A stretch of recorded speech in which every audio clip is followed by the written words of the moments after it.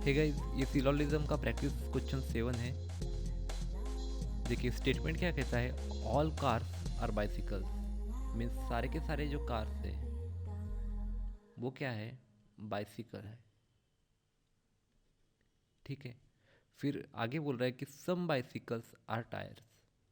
सम bicycles means कुछ bicycles tyre से। अभी हम टायर को ऐसे बढ़ा के यहाँ से भी ला सकते थे, राइट। या फिर टायर का जो सर्कल है इधर भी ला सकते थे, पर यहाँ पे क्यों नहीं निकाला हमने, क्योंकि कम से कम मिक्सअप हो, ये हमारी कोशिश रहेगी।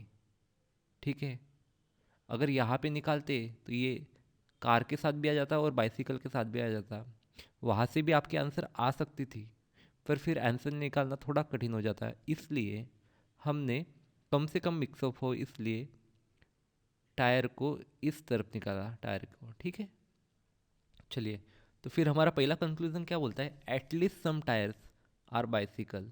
देखिए मैंने पहले ही भी बताया था कि एटलीस्ट जब यूज किया हो तो एटलीस्ट को हमें इग्नोर करना है।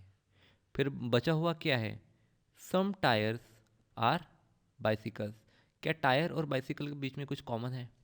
ये टायर है और ये बाइसिकल है, उनके बीच में ये वाला जो पार्ट है, ये लोग किया हुआ ये पार्ट है, ये कॉमन है, राइट। तो इसका मतलब क्या हुआ, कंक्लूजन 1 फॉलोज, राइट। नाउ दूसरा क्या है, नो टायर इच कार। ये बोल रहा है कि नो टायर इच कार। देखिए यहाँ पे नो वर्ड यूज हुआ है, ये कैसा है, निगेटिव वर्ड है, राइट। जब भी निगेटिव वर्ड्स या फिर पॉसिबिलिटी जैसा वर्ड हो, उस वक्त हमें क्या करना है, दो जो चीज़ें दी है उनमें से किसी भी एक सर्कल को आगे बढ़ा के देखना है या फिर एडजस्टमेंट करके देखनी है, राइट। जब भी पॉसिबिलिटी या फिर नेगेटिव वर्ड्स यूज किए हो, तो यहाँ पे नेगेटिव वर्ड क्या है यूज, नो। इसकी वजह से हम इन दोनों में से किसी भी एक को आगे बढ़ा के देखेंगे। अगर मैं इस सर्कल को ऐसे भी निकालता तो भी ये सही हो जाता, राइट। इससे किसी भी स्टेटमेंट को हानि नहीं पहुंचती, रॉन्ग नहीं होता। तो आसानी से हम टायर के सर्कल को ऐसे निकाल सकते थे, ये पॉसिबिलिटी है। या फिर कार के सर्कल को हम ऐसे निकाल सकते थे।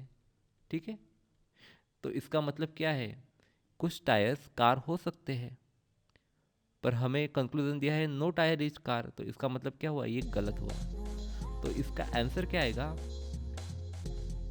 Only conclusion 1 follows, right.